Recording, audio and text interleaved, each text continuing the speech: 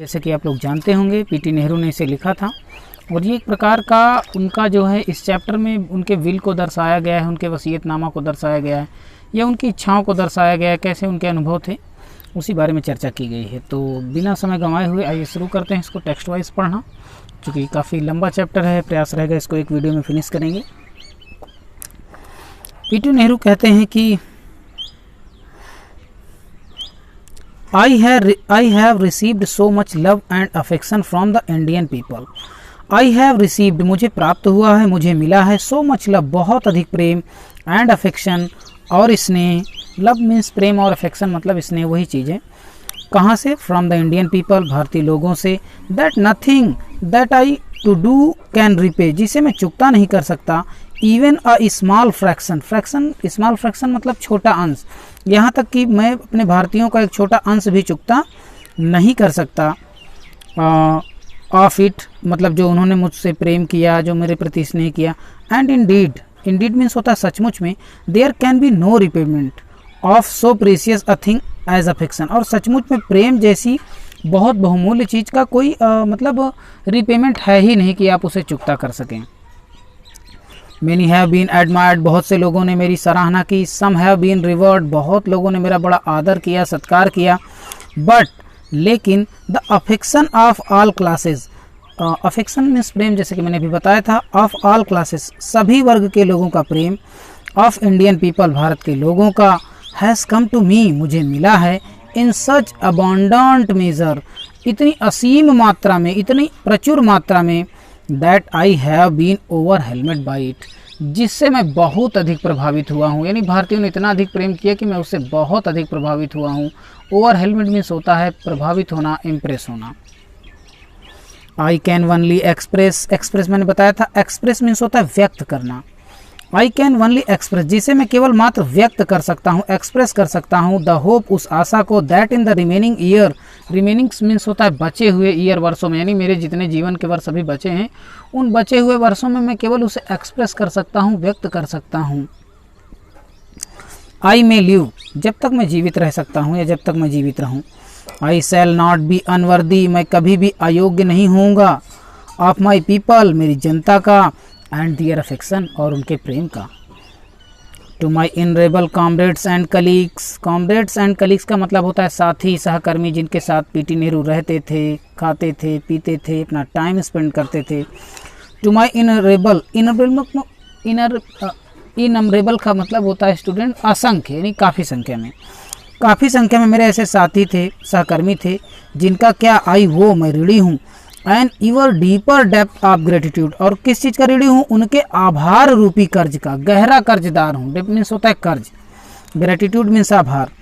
We have been joint partner हम एक अच्छे पार्टनर की तरह रहे हैं। ग्रेट अंडरटेकिंग बड़े बड़े कार्यों को किए हैं। अंडरटेकिंग मतलब वर्क, बड़े बड़े कार्यों को किए हैं। एंड हैव शेयर्ड और मिल बांट करके किए हैं। द ट्रायम्फ चाहे वो जीत की बात रही हो, एंड सारो और चाहे वो पराजय की या दुख की बात रही हो। विच जिसके साथ इनविटेबली अकम्पेनी देम हम लोग अनिवार्य रूप से जुड़े थे, यानी सुख में भी साथ थे, दुख में भी साथ थे, जीत में भी साथ थे और हार में भी साथ थे। सबसे इम्पोर्टेंट आप लोग देख रहे होंगे स्टूडेंट्स कि ये हाईलाइटेड है, ये 4 लाइन, ये बहुत इंपॉर्टेंट है। एक्चुअली यही वो डिज़ायर थी जो वो चाहते थे कि उनके मरने के बाद उनका क्या किया जाए। तो पीटी नेहरू कहा कि व्हेन आई डाई जब मैं मरूं, I should like my body to be cremated मैं चाहता हूँ कि मेरे शरीर को जला दिया जाए। क्रीमेटेड मीन्स क्या होता है? जला दिया जाना, दाह संस्कार कर दिया जाना। If I die in foreign country यदि मैं विदेश में मरूँ, फॉरेन कंट्री यानी विदेशी देश में। माई बॉडी मेरे शरीर को शुड बी क्रीमेटेड देयर वहीं जला दिया जाए। एंड माई एसेस और मेरी राख को, एसेस स्टूडेंट बहुत इंपॉर्टेंट मीनिंग है, देख लीजिए। ASHES एसेस मतलब होता है राख। माई एसेस सेंड टू इलाहाबाद और मेरी राख को इलाहाबाद भेज दिया जाए, चूँकि इलाहाबाद से इनका काफ़ी लगाव था।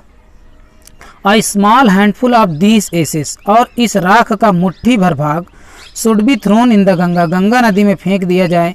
And the major portion of them और इसका जो मुख्य भाग है disposed of in the manner indicated below नीचे दर्शाए गए तरीके से निष्क्रिय कर दिया जाए। सबसे लास्ट पैसेज में बताया गया है कि मुट्ठी भर राख तो इन्होंने कहा कि अस्थियों का गंगा में प्रवाहित किया जाए, बाकी का इन्होंने कहा था कि हेलीकॉप्टर में ले जा करके उसे ऊंचे आकाश से किसानों के खेतों में डाल देना है, जिससे वो किसान की मिट्टी के साथ घुल मिल जाएं। No part of this ashes, इस राख का कोई भी हिस्सा शुड बी रिटेन्ड, ना तो बचा करके रखा जाए, आर प्रिजर्वेड, और ना ही संरक्षित करके रखा जा सके। आइए दूसरा देखते हैं passage. My handful to have, sorry my desire to have, desire मतलब इच्छा, माई डिज़ायर टू हैव, मेरी इच्छा है कि अ हैंडफुल, हैंडफुल मतलब स्टूडेंट मुट्ठी भर, a handful of my ashes, मेरी मुट्ठी भर राख, thrown in the Ganga, Ganga में फेंक दिया जाए, एट इलाहाबाद, इलाहाबाद में। आई होप आप लोग परिचित होंगे इलाहाबाद संगम। हैज़ नो रिलीजियस सिग्निफिकेंस, अच्छा ये हिंदू थे इस वजह से नहीं चाहते थे कि उनकी मुट्ठी भर राख वहाँ फेंक दी जाए। हैज़ नो रिलीजियस सिग्निफिकेंस, इसका कोई धार्मिक महत्व तो नहीं था, मतलब कि वह उनकी राख को फेंक दिया जाए, ऐसा कोई धार्मिक महत्व तो नहीं था, ठीक है। सो रिलीजियस सिग्निफिकेंस का मतलब धार्मिक महत्व। So far as I am concerned, जहाँ तक मेरा संबंध है, I have no religious sentiment, मेरा इसके प्रति कोई धार्मिक भावना नहीं थी। इन द मैटर, इस मामले में मेरी कोई धार्मिक भावना नहीं, बल्कि उसका ये कारण था राख को वहाँ पर प्रवाहित करने का स्टूडेंट्स, कि देखिए बताते हैं, ये खुद कहते हैं कि I have been attached to Ganga, मतलब मैं गंगा से जुड़ा था, and Jamuna rivers in Allahabad, मैं इलाहाबाद में गंगा और जमुना नदियों से जुड़ा हुआ था, ये मेरा एक लगाव था। ईवर सिंस माई चाइल्डहुड, चाइल्डहुड मतलब होता है स्टूडेंट बचपन, यानी बचपन से ही जुड़ा था। एंड एज, और जैसे जैसे आई हैव ग्रोन ओल्डर, जैसे जैसे मैं बड़ा हुआ, दिस अटैचमेंट, जो मेरा ये लगाव था, हैज़ आल्सो ग्रोन, मेरा लगाव भी बढ़ता चला गया। I have washed their varying mood, मैंने गंगा नदी की, यानी गंगा को माँ मानते थे, दियर वेरिंग मूड्स, मैंने इसके बदलते हुए रूपों को देखा। एज द सीजन चेंज, जैसे जैसे सीजन यानी कि ऋतुएं बदलती हैं। And have often thought of the history, तो हम गंगा नदी से इतिहास के बारे में सोचते हैं, या इसका इतिहास क्या था ये सोचते हैं। साथ ही साथ मिथ, पुराणों के बारे में भी हमें इससे ज्ञान मिलता है, ट्रेडिशन परंपराओं के बारे में, एंड द सॉन्ग, कुछ गीतों के बारे में, एंड स्टोरी, कहानियों के बारे में। दैट हैव बिकम अटैच्ड, यानी कि केवल गंगा नदी से प्रेम की वजह से नहीं जुड़े हैं, बहुत सारी इसकी परंपराएं हैं ना, धरती पर कैसे आई गंगा नदी, भागीरथ ने कैसे तप किया, बहुत सारा इसके पीछे कहानी है, ट्रेडिशन है, परंपराएं हैं, ठीक है। तो ये बहुत सारी चीज़ें हैं, बिकम अटैच, इसी वजह से मैं जुड़ा हुआ हूँ to them through long age, बहुत लंबे समय से गंगा नदी से, and become part of their flowing water, और लगता है कि मैं हमेशा गंगा के एक बहते हुए मतलब कह सकते हैं कि जल का हिस्सा रहा हूँ। ये बहुत सारी कहानियाँ गंगा नदी से जुड़ी रही हैं, ऐतिहासिक रीति रिवाज, जैसे कि हम लोग नहाने जाते हैं और ऐसा मानते हैं कि गंगा से नहाने से पाप धुलते हैं, बहुत सारा अकॉर्डिंग टू हिंदू मैथोलॉजी हम लोग ऐसा जानते हैं। चलिए तीसरा देखते हैं, जो मैंने हाईलाइट किया था बहुत इंपॉर्टेंट है, उसको ज़रूर आप 2 बार देखिएगा, और अभी लास्ट का फिर आप मैंने हाईलाइटेड किया है आपकी सुविधा के लिए। The Ganga specially is the river of India, जो गंगा है ये विशेष रूप से भारत की नदी है। इसकी लंबाई मैं बता दूं 2525 kilometre, 2525 kilometre is the total length of Ganga river, ठीक है। इसे माना गया है एक सही आंकड़े में, कभी कभी ये थोड़ा बहुत कम ज़्यादा होता है, लेकिन आप एक्यूरेट यही लिखेंगे, ठीक है। 2525 किलोमीटर, 2525 किलोमीटर, और यमुना की है 1376 किलोमीटर, ठीक है। तो चलिए आगे बढ़ते हैं। Be loved of her people, यानी कि be loved of her people, बहुत सारे लोगों से प्रेम जुड़ा हुआ है, और भारत की स्पेशल नदी है। Round which are intertwined her racial memories, और कहीं ना कहीं इंटरवाइंड का मतलब गुथे हुए हैं, जुड़े हुए हैं, बंधे हुए हैं, हर इसके रेशियल मेमोरीज, इसकी जो जातिगत स्मृतियां हैं उससे जुड़े हुए हैं। हर होप्स एंड फियर्स, हर सॉन्ग ऑफ ट्राइम्फ, और कहीं ना कहीं जो भारतीय मानव हैं उनका इससे काफ़ी लगाव रहा है। हर होप्स, कुछ आशाएं भी रही हैं, फियर्स, डर भी रहे हैं। हर सॉन्ग ऑफ ट्राइम्फ, और कहीं ना कहीं इसकी जो जल प्रवाहित होता है इसमें विजय के गीत भी ट्राइम्फ छुपे हुए हैं। हर विक्टोरीज, विजय हैं, एंड हर डिफीज, और बहुत सारे विजय पराजय भी इस नदी के किनारों पर हुई हैं, और ये भी एक बहुत बड़ी स्टोरी है। सी हैज़ बीन अ सिंबल, हमेशा से ये एक प्रतीक चिन्ह रही है। सिंबल मतलब होता है स्टूडेंट प्रतीक चिन्ह। She has been a symbol of India's age long culture, भारत की एक विशाल यानी जो पुरानी संस्कृति है तो उसकी सभ्यता का भी ये क्या रही है, प्रतीक रही है। एंड सिविलाइजेशन, कल्चर संस्कृति, सिविलाइजेशन सभ्यता, संस्कृति और सभ्यता की प्रतीक रही है। ईवर चेंजिंग हमेशा वैसे ये बदलती रही है, ईवर फ्लोइंग निरंतर गतिशील बहती रही है, एंड एट और फिर भी ईवर द सेम गंगा, लेकिन फिर भी आज भी गंगा वैसी की ही वैसी है। सी रिमाइंड मी, ये गंगा हमें याद दिलाती है क्या, of the snow covered peaks, बर्फ से ढकी हुई चोटियों के बारे में, एंड डीप वैलीज, गहरी घाटियों के बारे में, ऑफ हिमालयाज, हिमालय की, which I have loved so much, जिन्हें बहुत अधिक प्रेम करते हैं, and of the rich and vast plains below, और इसके जो किनारे पर हम एक रिच काफ़ी संपन्न, वास्ट मतलब विशाल, प्लेन्स पठार, बिलो देख सकते हैं कि इसके नीचे एक विशाल और लंबे पठार हमें देखने के लिए मिलेंगे। वेयर, जहाँ पर my life, PT Nehru last में कहते हैं कि जहाँ पर मेरे जीवन को एंड वर्क और काम को हैव बीन कास्ट, ढाला गया, यानी मेरा जीवन ही गंगा की याद में, गंगा की छाँव में, गंगा की गोद में ही पला बढ़ा है। थोड़ा सा फास्ट करेंगे कि बहुत लंबा वीडियो ना जाए, फिर भी चूँकि लास्ट पैसेज बहुत इंपॉर्टेंट है तो समझिएगा। हाँ, ये चैप्टर थोड़ा डिफ़िकल्ट है और अब तक जो 2 चैप्टर पढ़ाए गए, लेकिन डिफ़िकल्ट जीवन में कुछ भी नहीं है, आप इसे बार बार अच्छे से प्रयास करिए। स्माइलिंग एंड डांसिंग, मुस्कुराते हुए, डांसिंग नाचते हुए, इन द मॉर्निंग सनलाइट, जब सवेरे का, जैसे मैंने फाउंटेन में पढ़ाया था, मॉर्निंग सनलाइट, जब सुबह की किरणें इस पे पड़ती हैं तो गंगा कैसी दिखाई देती है। स्माइलिंग एंड डांसिंग, मुस्कुराती हुई, नाचती हुई, एंड डार्क एंड ग्लूमी, और कभी कभी अंधकार उसे भर जाती है, फुल ऑफ मिस्ट्री, रहस्य से भर जाती है, एज द इवनिंग, जब शाम होती है। यानी सवेरे देखेंगे तो आपको ये मुस्कुराती हुई, नाचती हुई दिखाई देगी, लेकिन शाम को ऐसा लगता है कि बहुत सारे रहस्य इसकी कल कल बहती हुई धाराओं में छिपे हुए हैं।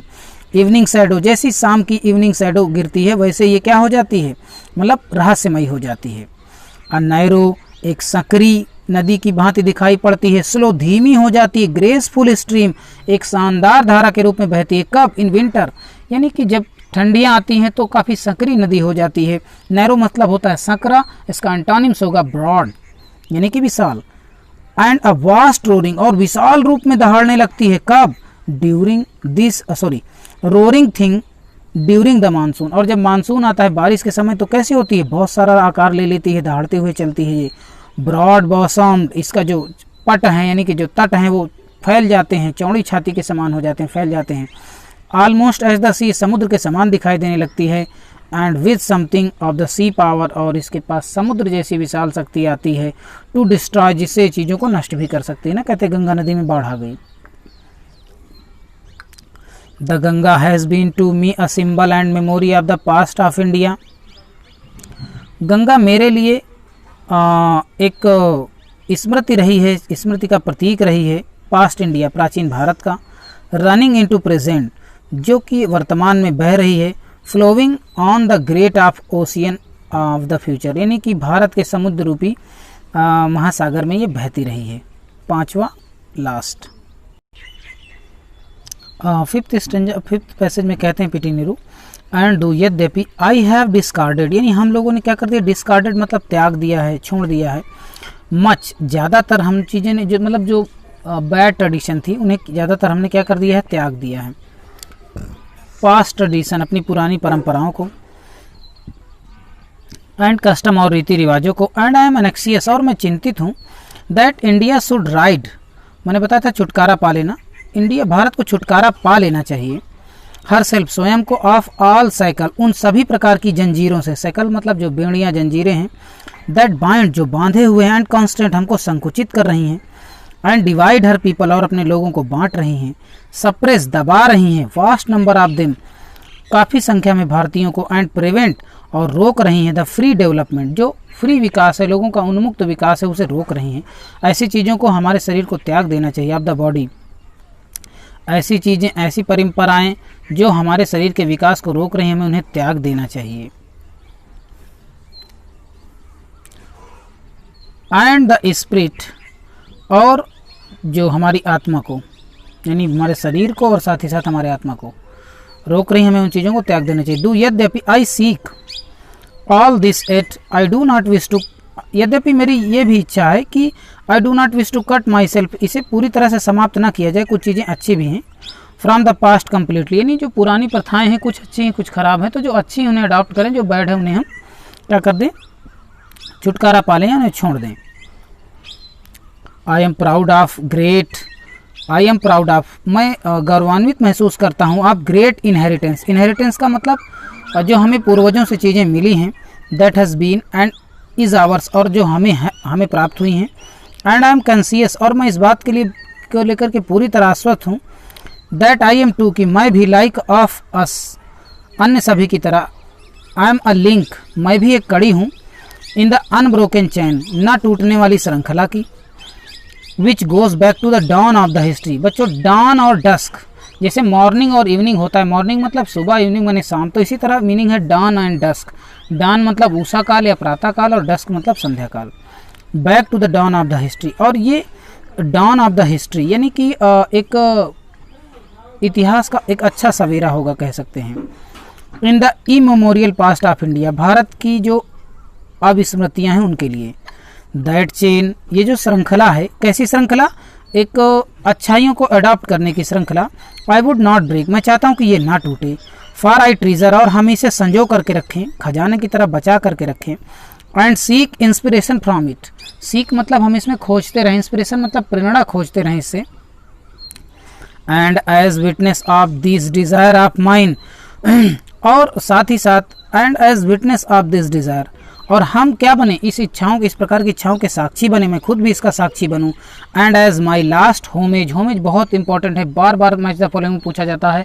होमेज मतलब होता है श्रद्धांजलि, और इसका सिनोनिम्स होगा tribute. And my last homage to India's cultural inheritance, और मेरी जो अंतिम श्रद्धांजलि है वो भारत की सांस्कृतिक धरोहर के प्रति, विरासत के प्रति, उन चीज़ों के प्रति है जो हमें पूर्वजों से प्राप्त हुई हैं। अब यहाँ से बहुत इंपॉर्टेंट है, समझिएगा स्टूडेंट्स, बस 2 मिनट लगेगा। I am making this request, और मैं अपना एक रिक्वेस्ट फिर कर रहा हूँ कि अ हैंडफुल, अंत में फिर उन्होंने अपनी विल को दोहरा और कहा कि a handful of my ashes, मुट्ठी भर मेरी राख का जो भाग है, should be thrown in the Ganga, Ganga में फेंक दिया जाए, प्रवाहित कर दिया जाए, एट इलाहाबाद के नज़दीक। टू बी कैरीड, और जो बचा हुआ भाग है, टू द ग्रेट ओशियन, उसे क्या किया जाए, सॉरी फॉर माई मिस्टेक, आइए फिर से बताते हैं।